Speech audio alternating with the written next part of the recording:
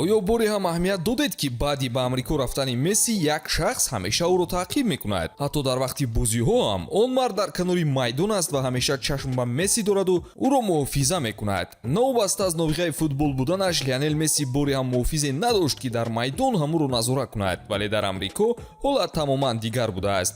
имрӯз мо оиди муҳофизи Месси маълумот медиҳем ки вазифаи бузурги ҳимоя аз новиғаи футболро гирифтааст.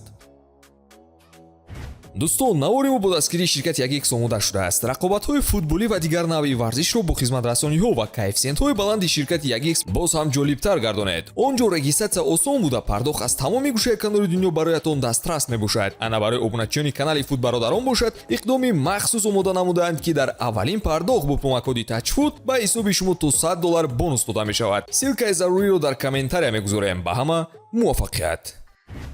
муҳофизи нави Месси ки аст? номаш Родриго де Паул ва бозингари Атлетико.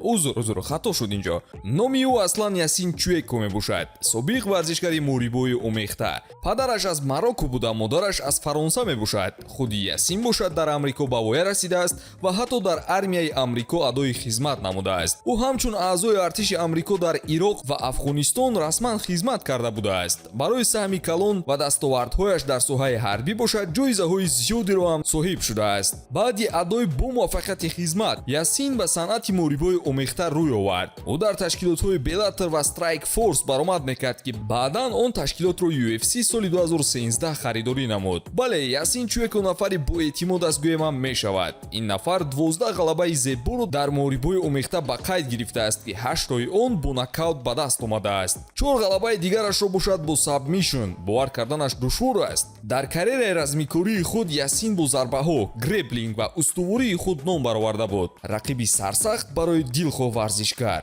мутаассифона соли 2021 ӯ бо сабаби ҷароҳат ва корҳои шахсияш аз MMA дур шуд. ҳамон сол ӯ ба кори муҳофизӣ дар Голливуд шурӯъ кард. корномаи Ясин сатроҳои хубе дорад. ӯ бо ҳунармандони номдор мисли Селена Гомес, Леонардо Ди Каприо, Овин Вилсон ва ҳатто вақте принц Ҳарри ва оилааш ба Лос-Анҷелес омада буданд, Ясин масъули бехатарии ҳамаи онҳоро ба ӯҳда гирифта буд. нафари боэътимод барои Месси. вақте ки Давид Бекхем Мессиро розӣ кунонид ки ба Интер Майами ояд, ӯ медонист ки танҳо як нафар метавонад ба хубӣ аз ӯҳдаи бехатарии Лео барояд. Ясин Чуэко. хайр, новиғаи футболро боз ки беҳтар аз нафаре ки дар соҳаи ҳарбӣ ва варзиши хатарнок таҷриба дорад ҳимояи хуб мекунад. ба наворҳои ӯ ва Месси бинед мефаҳмед ки то кадом андоза Ясин фаъол аст. дилхоҳ нафаре ки наздикӣ ба Месси мекунад дарҳол аз ҷониби муҳофизаш дур сохта мешавад. ҳамеша дар канори хати майдон ду чашм ба Месси дорад ва касеро иҷозаи дохилшавӣ ба майдон намедиҳад. агар ҳолате ҳам пеш ояд, Ясин дар канори Лео қарор хоҳад гирифт. бо Месси саёҳат мекунад ва дар назди автобус ҳам интизори баромадани Лео мешавад ки то ба ҳуҷраи либосиваскунӣ бурда расонад.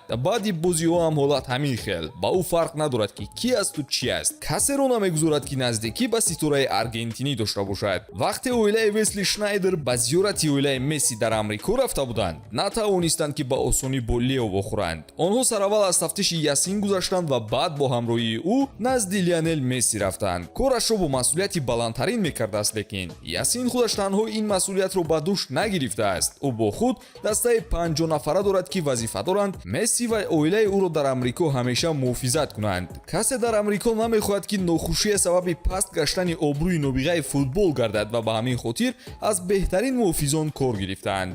Ясин Чуэко $250,000 солона маош доштааст ки эҳтимолан Интер Майами ва MLS барои ҳимояи Месси ин маблағҳоро пардохт мекунанд. савол пайдо мешавад ки дар вақти бозӣ ба Месси муҳофиз чӣ лозим? фаҳмидани ҷавоб ҷолиб аст. дар аврупо ситораҳои футбол зиёданд. ҳатто худи Месси ҳам он ҷо баромад мекард, вале ҳеҷ кадоме аз онҳо дар майдон бо муҳофиз бозӣ намекарданд ку. ин ҷо бармеояд ки амрико начандон дар ин соҳа бехатар аст. намояндагони Интер Майами ҳам риск карданӣ нестанд. ва ё варианти дигаре ҳам аст ки Месси аз сафарҳои қаблияш ба амрико хулоса бароварда шахсан аз даста муҳофиз талаб карда бошад. ҳақиқати ин ҳама саволҳои беҷавоб ба касе маълум нест, вале ҳаминаш дақиқ аст ки Месси имрӯз дар амрико дар амн қарор дорад ва канораш нафари таҷрибадор мегардад. ин буд маълумотҳои ҷамъовардаи мо оиди муҳофизе ки имрӯз дар расонаҳо оидаш хабарҳо баромада истодаанд. обуна шуданро фаромӯш насозед ва наворҳои ҷолиби дигарро мунтазир бошед.